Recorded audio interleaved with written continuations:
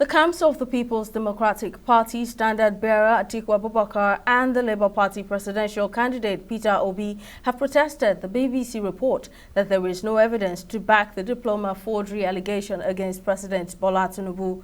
In a fact-checking report published on Wednesday, the BBC's global disinformation team had said there was no evidence that Tinubu forged the Chicago State University certificate he submitted to the Independent National Electoral Commission (INEC) to contest the February presidential election.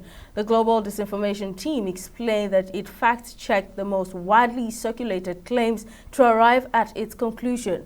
The BBC report concluded that the allegation that Tinubu submitted a forged CSU certificate to INEC was false. To the story of the BBC checkers clearing President Tinubu of alleged certificate forgery. I have with me political affairs analyst Mr. Jide Ojo. Thank you very much for joining me, Mr. Jide. Now, do you think that the BBC's fact-checking process is as transparent as they make it to seem, transparent enough to withstand, various backlashes? Well, for me, as far as I'm concerned, BBC is a reputable organization. It has existed for over 100 years, and it has standards.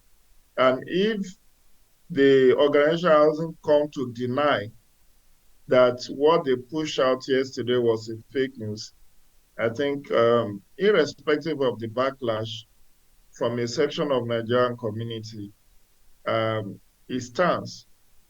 The truth of the matter is the 2023 presidential election has caused more division among Nigerians than every previous election in the last century.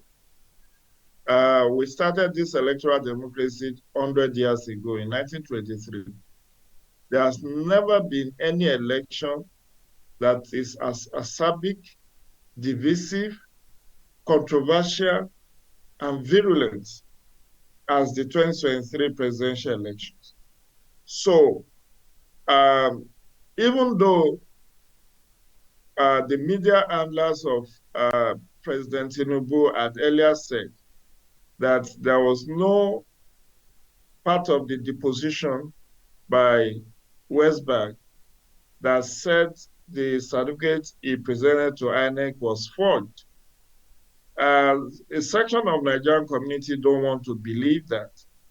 And now it came from BBC. They are saying, oh, it's a fake news, or that it was procured or whatever. My own take is this: irrespective of whatever media trial that is going on, it has no basis in law. The case in question is already before their lordship at the Supreme Court. And I'm very positive that maybe by next month at the very latest, all of this issue will be laid to rest. Both Peter Obi and Atiku Abubakar have decided to ventilate and exercise their right to appeal. So let's hear from the court. It's the court opinion that matters. Whether what BBC fact checkers said is true, whether it is false, whether it's tenable in court, whether it's not tenable in court, is immaterial.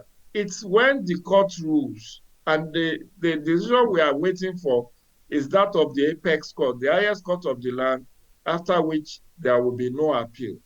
So recall that the European Union election report was tendered in court, and the court said it is not an exhibit that they want to add value or add any weight to. And whether the media space is awash with, oh, this person forged or faked or whatever, it is the court that has the final say on this issue, whether the credentials before their lordship is forged or fake. It's not in the position of BBC, CNN, or even any of the national media organizations to give a final decision on the credentials in question. All right. Everybody awaits the decision of the Apex Court. Tunde Ojo, political affairs analyst, thank you very much for lending your thoughts.